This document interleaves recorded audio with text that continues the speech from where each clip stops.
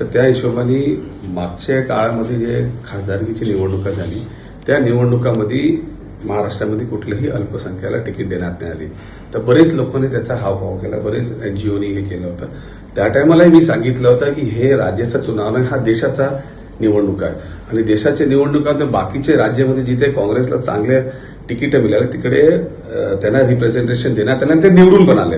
आता महाराष्ट्रामध्ये जे सीट शेअरिंगमध्ये काँग्रेसला कमी संख्येने सीट मिळाली होती त्या टायमाला त्यांना देता आला नाही. आता असेंब्लीची निवडणुका येत आहेत आणि असेंब्लीच्या निवडणुकामध्ये जिथे जिथे ज्या ज्या जिल्ह्यामध्ये काँग्रेसचे खात्यामध्ये जे सीट येणार आहेत त्या सीटमध्ये जिथे जिथे मायनॉरिटीची संख्या चांगली आहे, मायनॉरिटी संख्या जिथे 30, 40, 50% जास्त आहे ती सीट जी आहे ते मायनॉरिटीला दिली पाहिजे.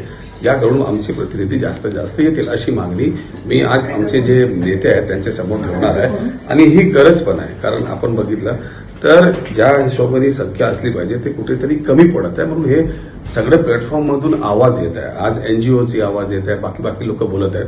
तर हे सगळी गोष्टी सिनियर आमच्या नेत्यांकडे ठेवण्याची जबाबदारी ॲज ए मायनॉरिटी एमएलए माझी आहे आणि मी ते आज ठेवणार आहे. असं किती काँग्रेसच्या खात्यामध्ये जे अंदाजे सीट येणार त्यामध्ये 15 ते 20 सीट असे आहेत जिथे मायनॉरिटी येऊ शकतं आणि मला पूर्णपणे खात्री आहे की या टायमाला काँग्रेस जे आहे तेवढी सीट आम्हाला देतील. याचबरोबर सत्तेत भागीदारी पण बरोबर मिळायला पाहिजे त्या अनुपाताने आणि उपमुख्यमंत्री पद अल्पसंख्याक असायला पाहिजे असं पण काही 100% जे भागीदारी आहे ज्या ज्या समाजाची जेवढी संख्या त्यांनी भेटली पाहिजे. मराठा समाजाची संख्या त्यांना भेटली पाहिजे, ओबीसी समाजाची संख्या त्यांना तेवढी संख्या भेटली पाहिजे, त्याच्यानंतर आदिवासी जे असतील त्यांना भेटली पाहिजे, मायनॉरिटी आहे त्यांनाही भेटली पाहिजे.